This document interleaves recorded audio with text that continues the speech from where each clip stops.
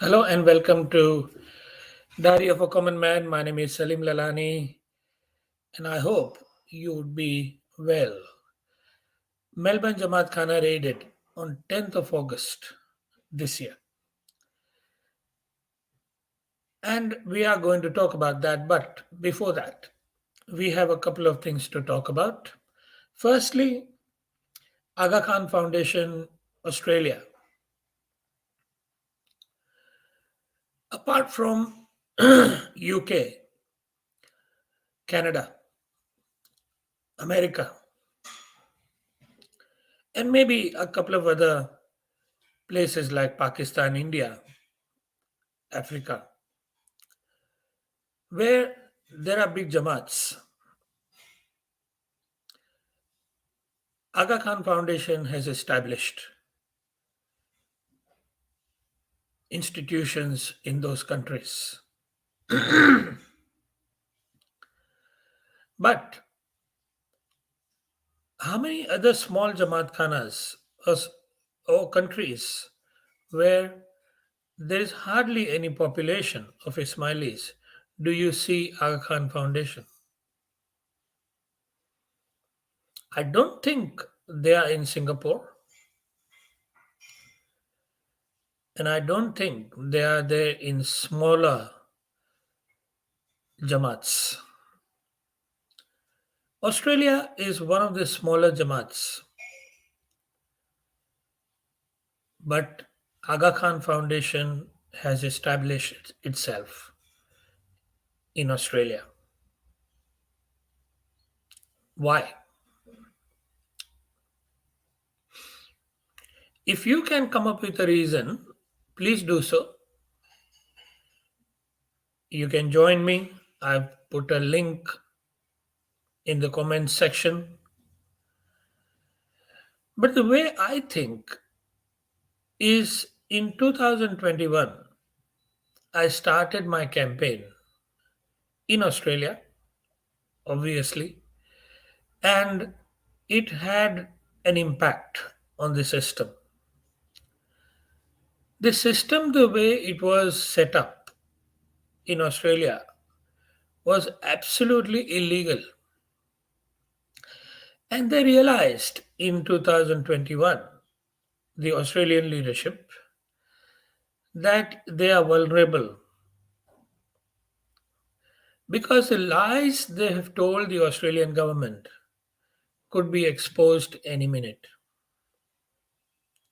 In a hurry, they had to bring Aga Khan Foundation to Australia to give the mafia some sort of credibility that look, Aga Khan is big, Aga Khan Foundation is big, we are humanitarians. They tried doing that. They brought Aga Khan Foundation to Australia to cover up. But as I might have said before, it's not going to work.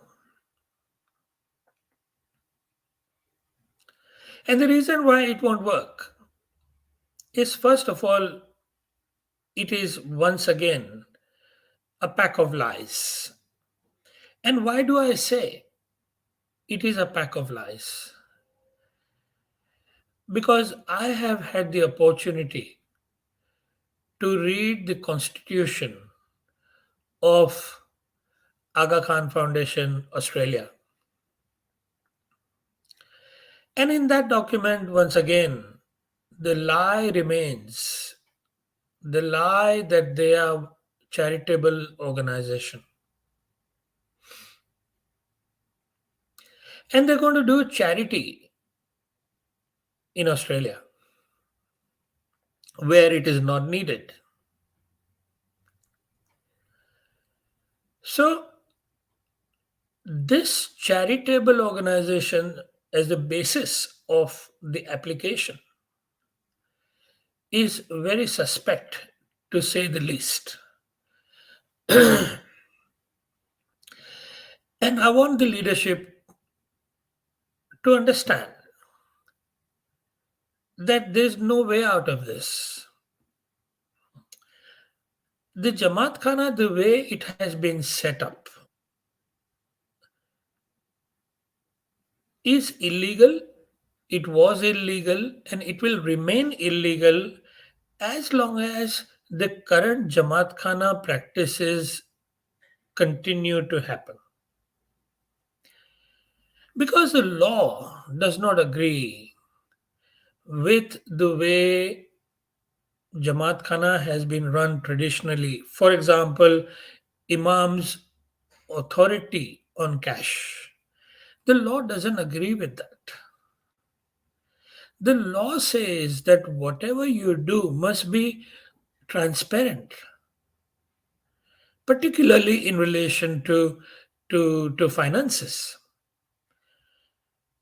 We are living in a very civilized society where there is accountability, where there is transparency. So, whether you establish Aga Khan Foundation or whether you establish something else, it is not going to work. And that's what I wanted you to understand. As far as the constitution is concerned, you can order it from Australian Securities and Investment Commission by going on their website. And if you have difficulty doing so, you can send me an email and I will send you the details to request it. It may cost you like something like $30 odd. But if you'd like to read it yourself, you can do so. Another thing that we need to talk about today is I've received information from my supporters in Sydney Jamaat Khana that this time the Chandrat, which happened to be last Thursday, I think, the Chandrat was held in a different place to where it is held normally.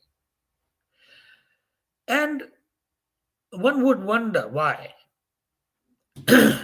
And look, circumstances change. Accordingly, locations have to change. That is very understandable. But what is not understandable is the timing. The timing is that Sydney Jamaat Khana was raided a couple of weeks ago by a particular council, the council in which the Jamaat Khana is located. Traditionally, they had Chandrat and big days in those councils where the Jamaat Khana is. But because they have run into trouble with the council in which they operate, they have gone away to another council to have their Chandrat in case the authorities should walk in once again in a big congregation. So, it is very evident that the Jamaat Khana, the leadership, is in fear. They are in a panic mode, and they should be, because the secrecy under which they used to operate, the secrecy is now broken. And this is historical. I'll tell you why it is historical. Because ever since they became Ismailis from Shia Muslims, they had to hide. They had to be secret. They had to be secretive. They had to conduct their activities underground. And they have mastered this art over more than 1,000 years. But the first time, this secrecy has been broken. Secrecy, which is the foundation of the whole system, was broken in Sydney in 2003, where the authorities walked in in the Jamaat Khana. It is no longer a secretive place, and no longer they can conduct secret activities, non-transparent activities, unethical activities, immoral activities, un-Islamic activities. They can't do it anymore. Or if they do, they will do it with the knowledge that they are now being watched. Anybody can walk in any minute, anywhere in the world. Particularly right now, at this point in time, in Australia. Any Jamaat Khana in Australia, New Zealand. Authorities can walk in, Islamic community can walk in, because I'm not only working with the Australian authorities, I'm trying to work with Islamic authorities as well. Anybody can come and walk in and they know it. And the fear is evident and very understandable. That is in relation to the last Chandrat. The other thing that we need to talk about is Wazir's case has now reached another stage, in the sense that the district court in Australia has invited me and Wazir to appear in front of the registrar. And this is not a hearing, this is just an attempt by the court to see if there's a possibility of any negotiations, so that the matter can be resolved, the matter can be settled in an amicable way. So I'm pretty sure they would have invited the defendants of the crime, the ex-president of Sydney Jamaat Khana, Australia New Zealand Council, Mr. Karim, and the current vice president of Australia New Zealand Council, Mr. Shamsuddin Pabani. The goon will be in the court on Wednesday, this Wednesday, Australia time. So hopefully next week I'll keep you up to date on what has happened in the court. Now we come to the topic of the week. Melbourne Jamaatkhana was raided on 10th of August when there were about, I don't know the numbers, so I cannot tell you, but I can tell you the numbers of the following day, which I'll tell you in a minute. Okay. Now, 10th of August, they walked in, they saw the illegal food auction, and they have taken notes, and they have gone, and they are now going to decide what should they do, what kind of law applies, if it does. If there is any enforcement action, they will take it. If there is no enforcement action, they will not take it. But we will find out in the coming days or weeks or months. We'll wait. Now, I will tell you why Melbourne, apart from Sydney. Sydney already happened. The reason why Melbourne is because, apart from Sydney, I have tipped off other states in which the Jamaat Khanas happen. For example, the state of Victoria, where Melbourne is located. For example, Jamaatkhana of Adelaide, where the South Australia state of South Australia, state of Western Australia, there is Perth Jamaatkhana, state of Queensland, there is Brisbane Jamaatkhana, and New Zealand, Auckland Jamaatkhana. So I'm working with all those states as well, and they are in the process of walking in and having a look to see what is going on. This is only in relation to the Nandi. In relation to, there are certain federal issues which I'm working with the Australian government directly in Sydney and Canberra. But coming back to Nandi, that's what happened in Melbourne. So the point I'm trying to make is that the way they have raided Sydney and Melbourne, the raid is outstanding. It is imminent in Adelaide, Brisbane, Perth, and Auckland. These are the four places where they should be ready, and they will be ready. But what they did in Melbourne is ridiculous, not ridiculous, it's hilarious. It is not ridiculous at all. Okay, so the after the raid of Sydney, obviously they knew that Salim is serious and we should take him seriously. It's about time they take Salim seriously.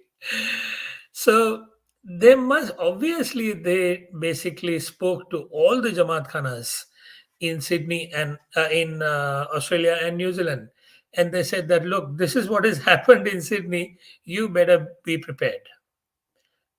Now we will get an idea of this preparation when I talk about what happened in Melbourne. So the way it happened is this, that I had been speaking to this person, the food authority in Victoria, and I encouraged him to go and have a look himself. And he said he will. After working with me for a couple of months, in the end, he said, okay, he will. And he did, but he did not tell me which particular day he will go. He said, during this week, I will go any day. Now, I encouraged him to go on a Friday because the Friday there's more people, and obviously more people, more Nandi. And he said he will try. And I hoped that he will go on a Friday, but he didn't. Now, I wanted to be present at the location because he told me for security purposes. I told him about Wazir and how he was assaulted and imprisoned. So he told me that he will take police with him in the Jamaat Khana in case somebody decides to assault them or what have you. So I wanted to be present at the location to take the video footage so I can share the video with you. So I thought they will come on the Friday that week, Friday, the 11th of August. So me and Wazir got in a car and we drove to Melbourne and we parked our car in the car park. Our car was the first car to arrive. The doors were still to open. We were there at 6:30 and the dua time was 7:30. And we were there in the car park, the first car. And we had a beautiful view of the front of the Jamaat Khana.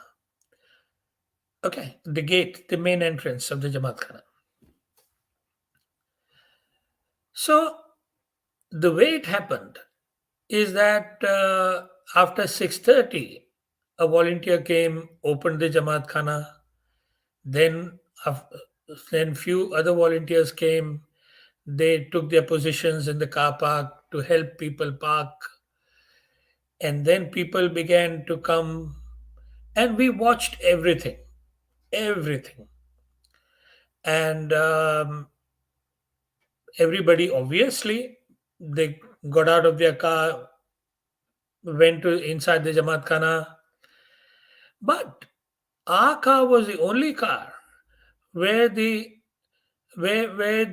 driver and the passenger were not going into the Jamaat Khana. Me and Wazir, we were sitting there, and it was obvious that we would attract attention, and we did.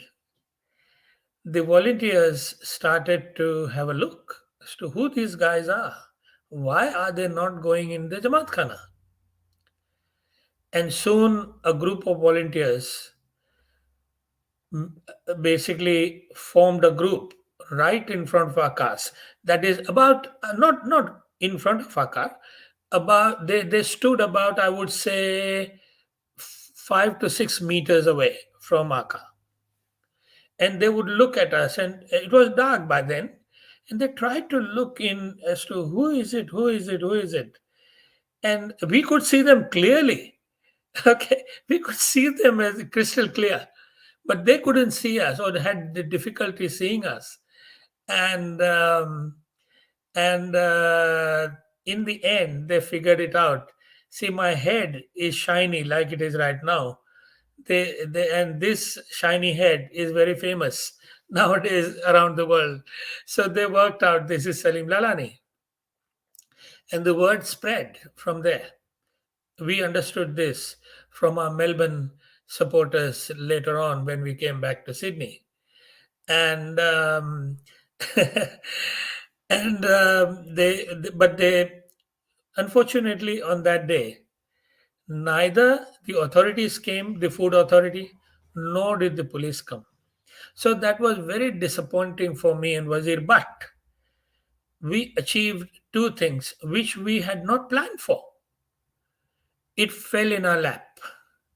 Number one is we saw the fear in the eyes of the volunteers. They were fearful.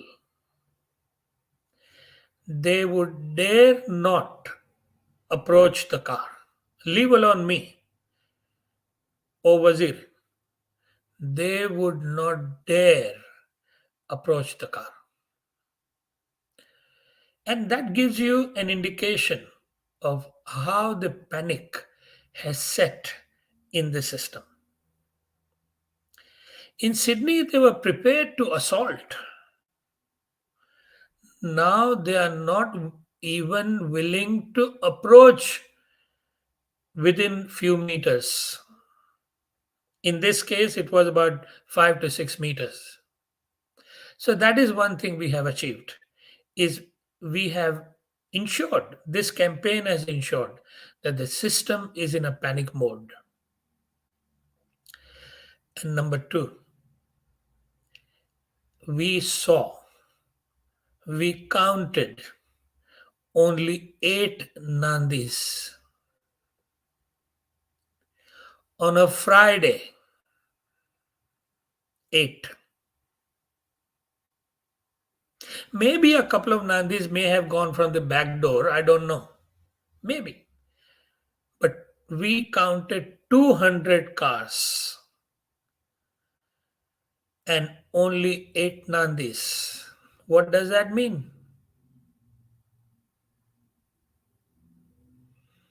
What does that mean?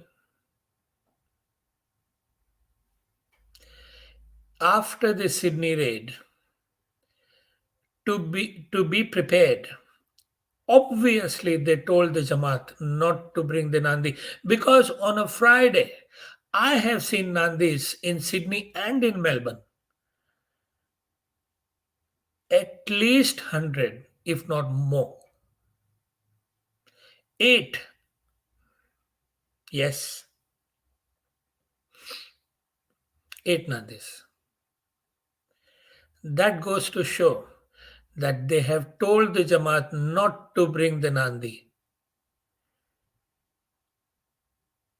And I wouldn't be surprised if they've told other states as well, other Jamaat Khanas in Australia and New Zealand, to do the same.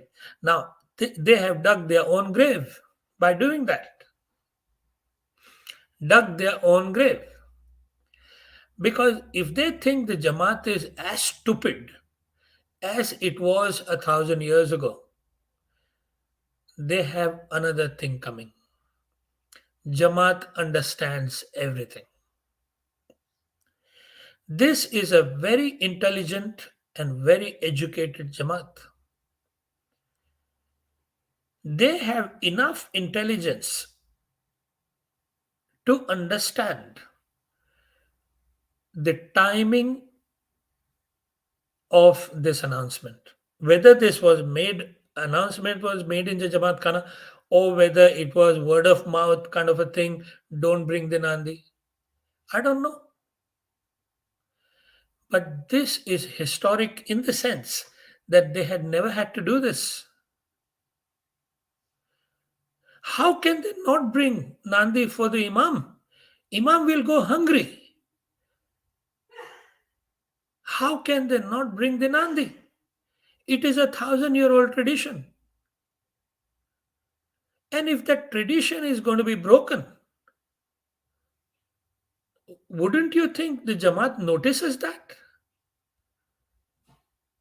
And wouldn't they link it with the Sydney raid? Don't they have that much intelligence? Leadership has dug their own grave by telling the Jamaat not to bring the Nandi, but still, 8 people brought the Nandi. And still, now these 8 people, why would they have brought the Nandi? It is possible that they had not heard about this announcement, or the word of mouth did not get through to them. It is possible. But we counted 8. So we did not know why 8. Me and Wazir are scratching our head. How come this is not possible? This is not possible. How come only 8? We found out later that the authorities had gone in the previous day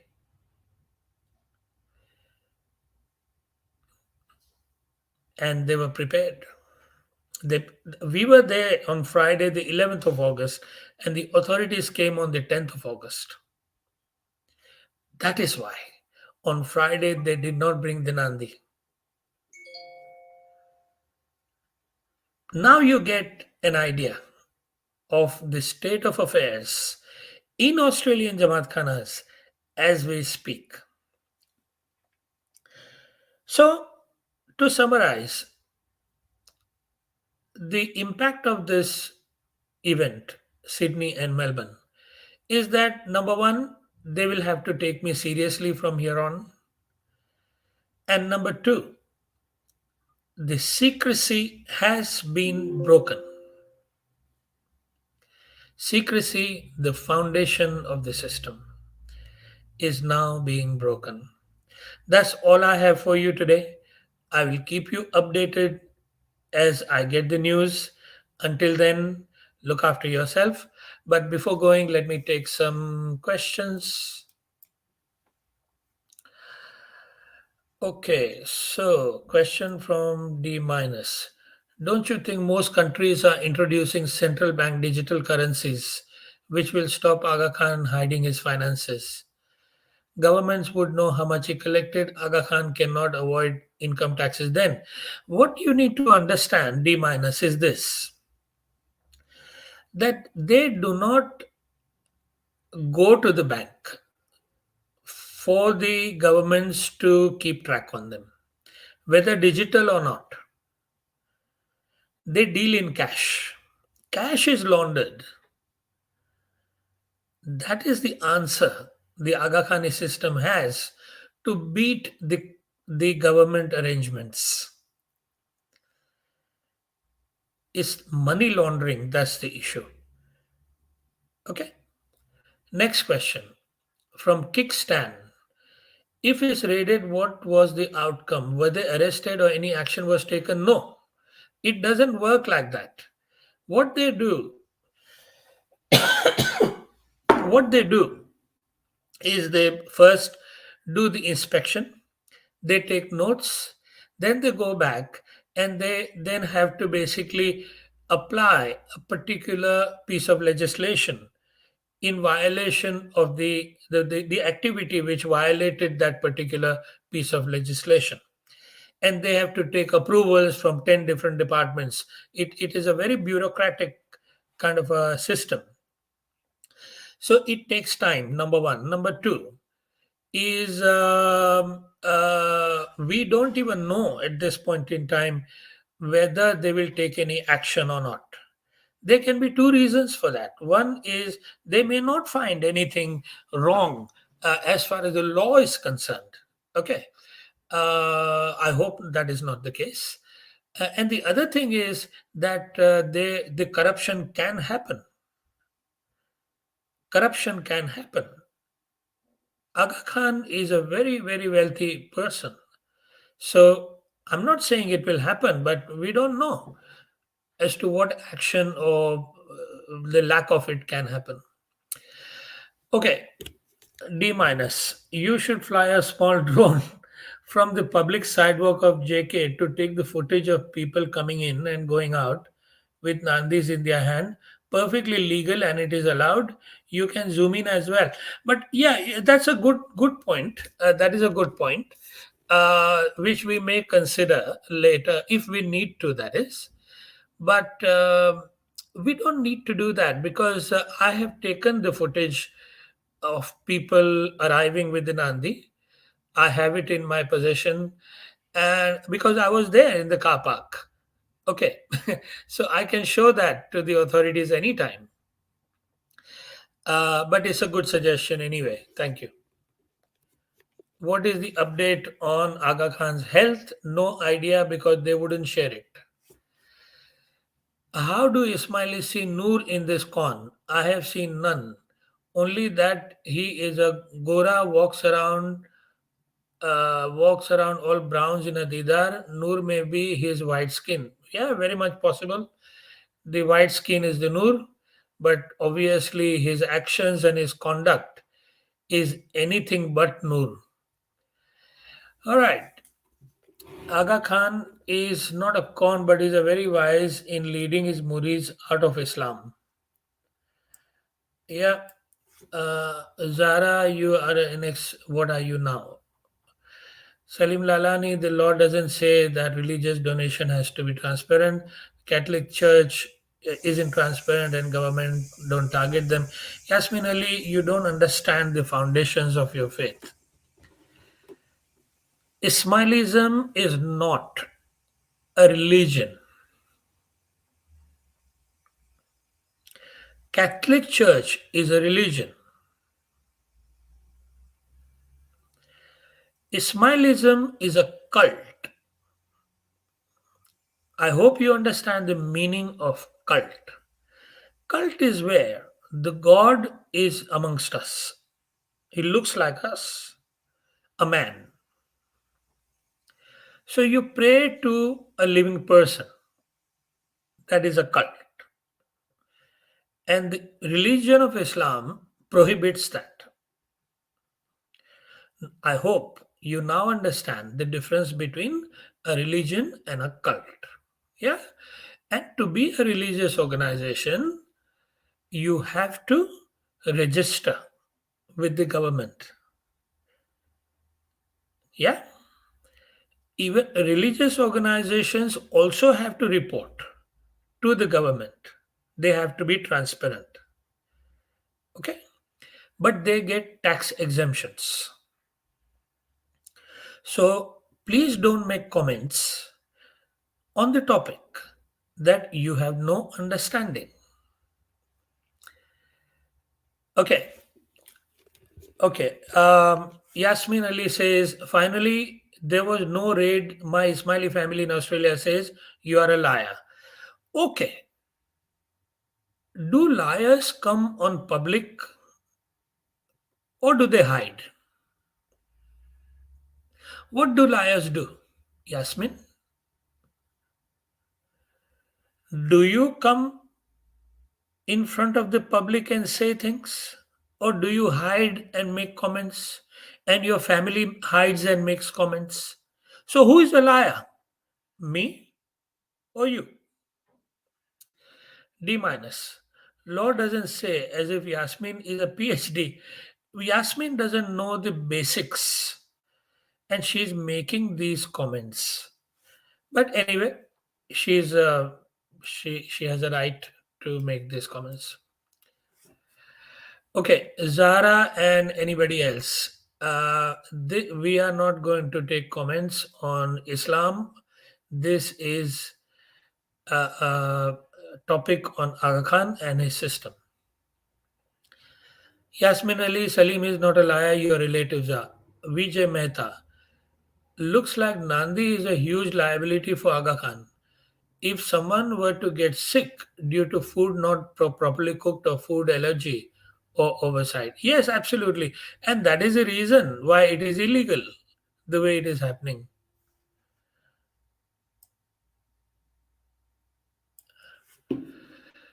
Jamaatkhana is collecting money, so they are basically selling the food that they have no idea how was it cooked.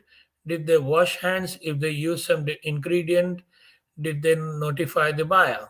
Absolutely. Yasmin says, D minus, show me an article that a Shia Ismaili Muslim community Jamaat Khana was raided. I will answer that question.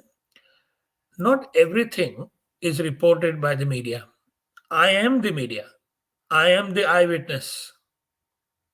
And I am reporting it via what is called a social media.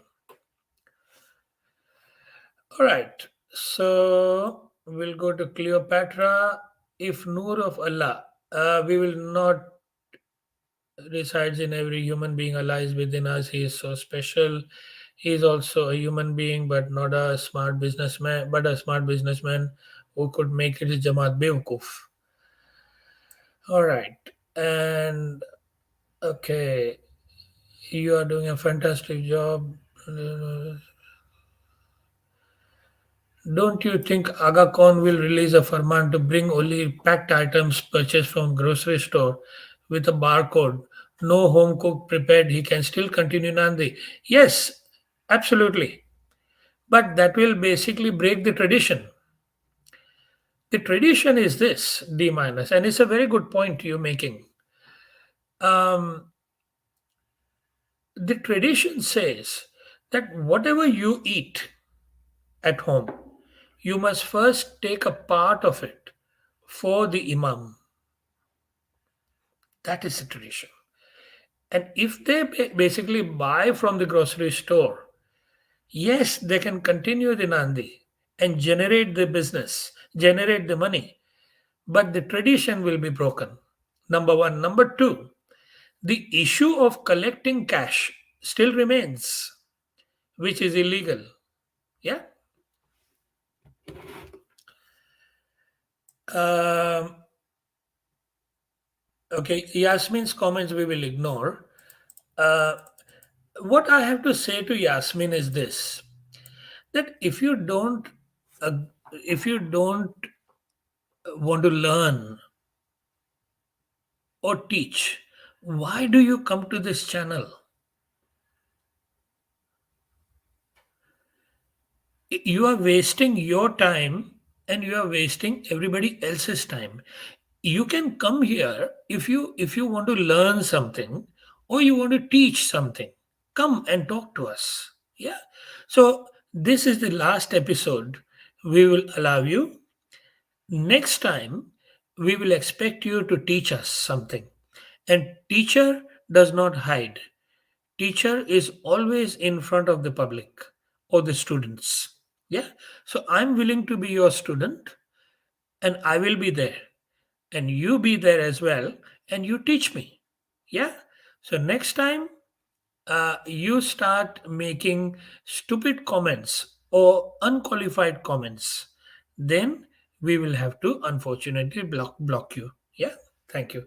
So that's all, guys, for this week. I'll keep you posted about the court action on Wednesday, and if there are any more raids, I will also talk about that. In the meanwhile, look after yourself. Goodbye.